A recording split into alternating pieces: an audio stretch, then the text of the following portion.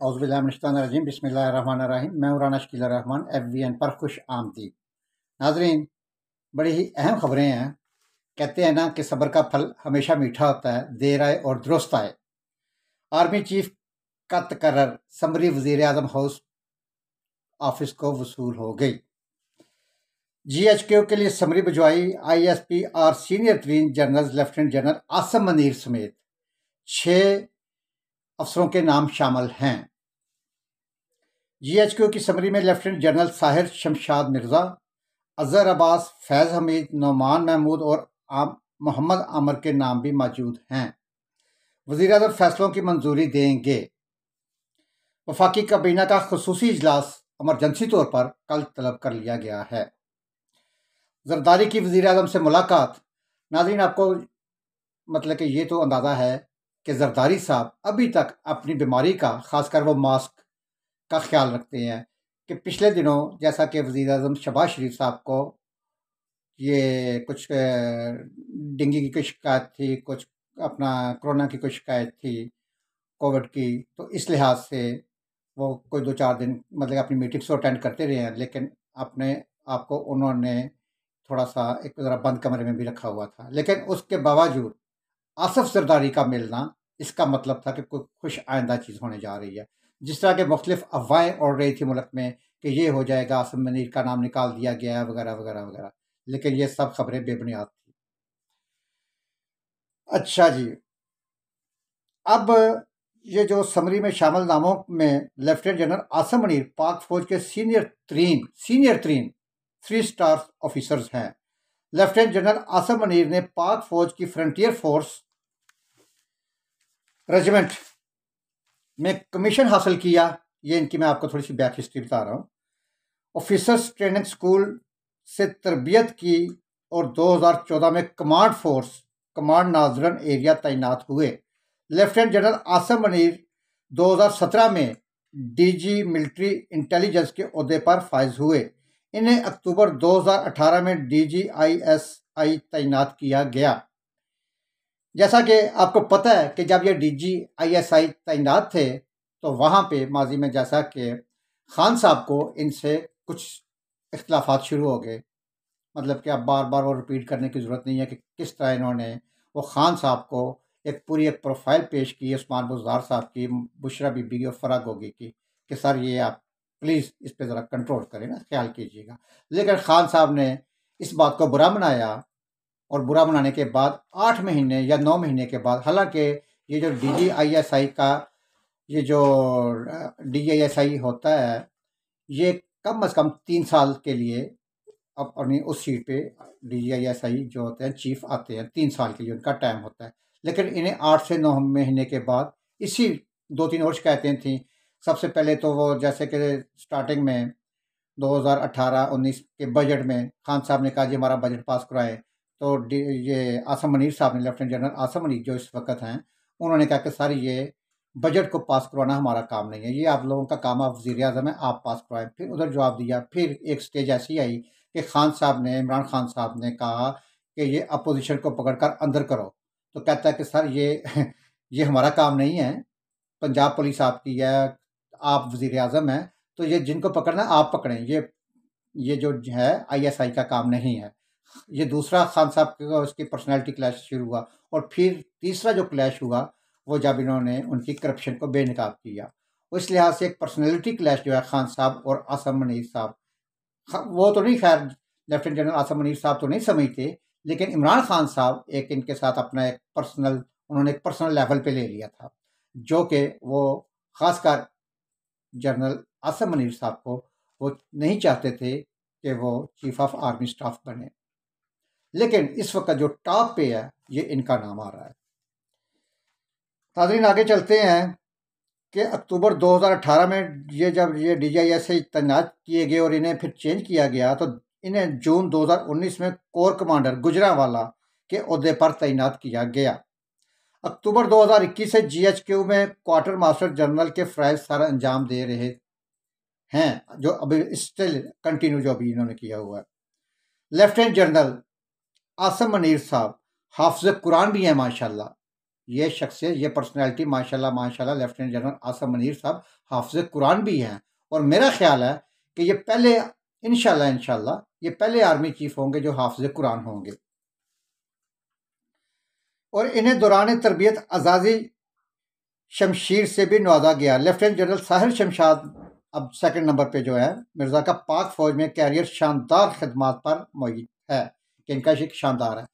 थोड़ा सा नाजरीन आपको इनके बारे में कि जब ये सेकंड लेफ्टिनेंट भर्ती हुए तो जब वो उनकी एक सिलेक्शन हो रही थी तो फॉर्म होता है, फॉर्म में अपनी फैमिली के बारे में लिखना होता है।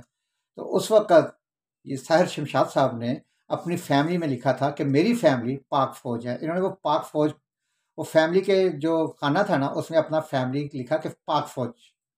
गुड, अच्छा जी। उसके बाद जो है ये पीएमए से तरबियत हासिल करने के बाद इन्होंने इन्फेंट्री की 8 सिंध रेजिमेंट में शमूलियत इख्तियार की और मुख्तलिफ अहम ओहदों से फ़राइज़ सर अंजाम देते हुए मौजूदा मकाम तक पहुँचे। जनरल रहील शरीफ के आखिरी 2 सालों के दौरान इन्होंने आर्मी चीफ की कोर टीम का हिस्सा भी रहते हुए डायरेक्टर जनरल मिलिट्री ऑपरेशंस के फ़राइज़ सर अंजाम दिए और शुमाली वज़ीरिस्तान में कल अदम टीटीपी और दीगर सियासी अस्करियत पसंदों के खिलाफ फौजी ऑपरेशन की निगरानी भी की। और इन्हें अक्टूबर 2021 में कोर कमांडर रावलपिंडी तैनात किया गया, जहां इन्होंने कश्मीर और सियाचिन जैसे इलाकों की निगरानी की। वो अपने कैरियर में 3 बार यानी बतौर लेफ्टिनेंट कर्नल, ब्रिगेडियर और फिर बतौर मेजर जनरल मिलिट्री ऑपरेशंस और डायरेक्टोरेट में तैनात रहे। इन्होंने बतौर vice chief of general staff military operations और मिलिट्री इंटेलिजेंस की निगरानी की। अब आ जाते हैं नाजरीन लेफ्टिनेंट जनरल नुमान महमूद। ये 76 में पीएमए लॉन्ग कोर्स से पास हुए और शानदार और मजबूत फौजी कैरियर के हामिल ऑफिसर हैं। लेफ्टिनेंट जनरल नुमान महमूद अपने वालिद के यूनिट 22 बलोच में शामिल रहे और इस यूनिट की कमांड भी की। जिस यूनिट में इनके वालिद साहब थे इन्होंने उसी यूनिट की कमांड भी की। बलोच रेजिमेंट के जनरल नुमान महमूद इस वक्त नेशनल डिफेंस यूनिवर्सिटी के प्रेसिडेंट हैं। इससे कबल वो पेशावर के कोर कमांडर तैनात रहे। जनरल नुमान महमूद खुफिया एजेंसी ISI में तजर्बाती विंग के डायरेक्टर जनरल भी रहे हैं। इन्होंने लेफ्टिनेंट जनरल के तौर पर GHQ में IGC एंड IT के फ़राइज़ सर अंजाम भी दिए हैं। Core commander Gujranwala lieutenant general Aamir पाक फौज में सीनियरिटी के लिहाज से 6ठे नंबर पर है। लेफ्टिनेंट जनरल मोहम्मद आमिर का तल्लुक 76वीं पीएमए लॉन्ग कोर्स से है। पाक फौज की मिलिट्री आर्टिलरी रेजिमेंट में कमीशन हासिल किया और इन्होंने 11 सितंबर 2019 को इन्हें 3 स्टार जनरल के ओहदे पर तरक्की दे दी गई। तरक्की पाने के बाद GHQ में ये जनरल के ओहदे की एजुटेंट जनरल की हैसियत से काम करते रहे।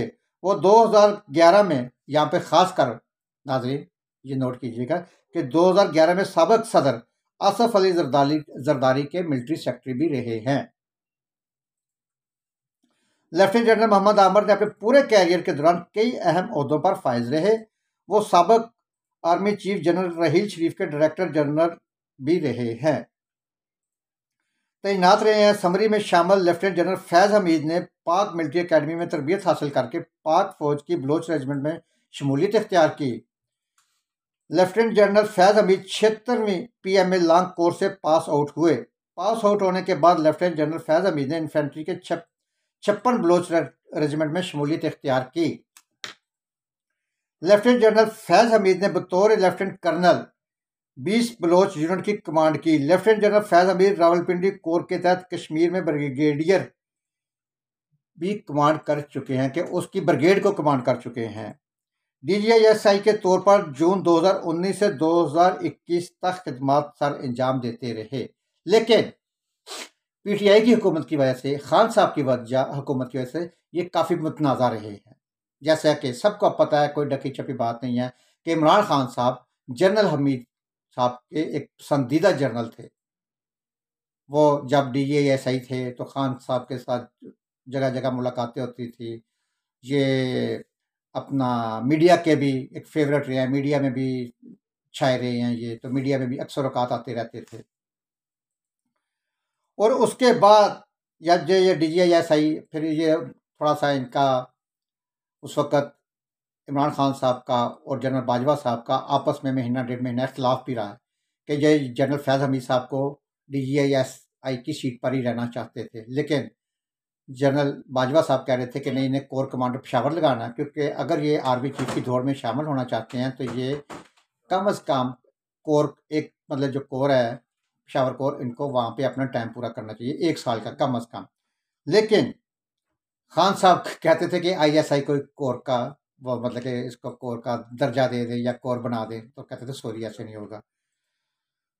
तो ये अब आजकल अगस्त 2022 को ये उसके बाद पेशावर चले गए हैं, और फिर 2000 अगस्त 2022 को कोर कमांडर बहावलपुर की हैसियत से इन्होंने दूसरी कोर की कमांड स्टिल अभी तक जो कंटिन्यू कर रहे हैं। लेफ्टिनेंट जनरल फैज हमीद को हलाल इम्तियाज मिलिट्री से भी नवाजा गया था। रावलपिंडी कोर में जनरल कमर जावेद बाजवा के चीफ ऑफ स्टाफ के तौर पर खिदमत सर अंजाम देते रहे हैं। लेफ्टिनेंट जनरल अजहर अब्बास 2019 में DG ज्वाइंट स्टाफ चकलाला खिदमत सर अंजाम दे रहे हैं। इसके अलावा साबिक आर्मी चीफ जनरल रहीस शरीफ के प्राइवेट सेक्रेटरी भी तैनात रहे हैं। लेफ्टिनेंट जनरल अजहर अब्बास 2016 में GOC 12 इन्फेंट्री डिवीजन में मरी में भी फ्राइज सर अंजाम देते रहे हैं, जबकि 2018 में school of infantry core Quetta तैनात रहे हैं। बतौर ब्रिगेडियर ऑपरेशंस भी ये काम का तजर्बा रखते हैं। लेफ्टिनेंट जनरल अजहर अब्बास सियाचिन समेत UN में भी खिदमत सर अंजाम दे चुके हैं, और इन्हें इंडिया से मुतल्लक अमूर का माहिर सबर किया जाता है कि इंडिया के साथ जो मामला तय किए जाते थे। तो नाज़रीन, इस वक्त आज सुबह तकरीबन 8 बजे के करीब रात को ये जो है वजारत जो थी, क्या कहते हैं उसको, सॉरी कि चले गई है। खैर, रात को अब सुबह 9 बजे तकरीबन 8:30-9 बजे प्राइम मिनिस्टर हाउस में ऑफिस में ये समरी पहुंच चुकी है, और आज इन्होंने कह लें कि भी शाम तक नाम फाइनल करके उसके बाद ये कल इजलास बुलाएंगे, और ये अगले 24 घंटे में आर्मी चीफ का नाम अनाउंस हो जाएगा, और चेयरमैन जॉइंट चीफ ऑफ जो स्टाफ कमेटी है वो भी रिटायरमेंट हो रहे हैं, और उनका भी नाम जो है वो दोनों नाम शामिल करके सदर पाकिस्तान को भिजवा दिए जाएंगे। और कुछ ज़राए ये भी बताते हैं कि शहबाज शरीफ साहब खुद लेकर ये सदर पाकिस्तान के पास पहुंचेंगे। अब यहाँ पे खान साहब की टाइमिंग थोड़ी सी आउट हो चुकी है। खान साहब के ज़हन में ये था कि ये 27 को रिटायर हो रहे हैं जनरल आसम मनीर साहब, और मैं 26 को पहुँच के वहाँ पे जो थोड़ा सा वो अपना जो भी उन्होंने करना था, मतनाज़ा बनाना था या जो भी करना था, लेकिन PTI की सारी खान साहब की टाइमिंग चेंज हो गई है। अब वो ये 2-3 दिन सोचने में गुजारेंगे कि अब ये हमने अब क्या करना है। ज़ाहिर है अगर वो आज कॉल देते हैं तो कल तक बंदे इकट्ठे करना मुश्किल है, मैनेज करना मुश्किल है, अभी तो इजाज़तनामा भी नहीं मिला है। तो देखते हैं अब दूसरी साइड पर के खान साहब क्या करते हैं।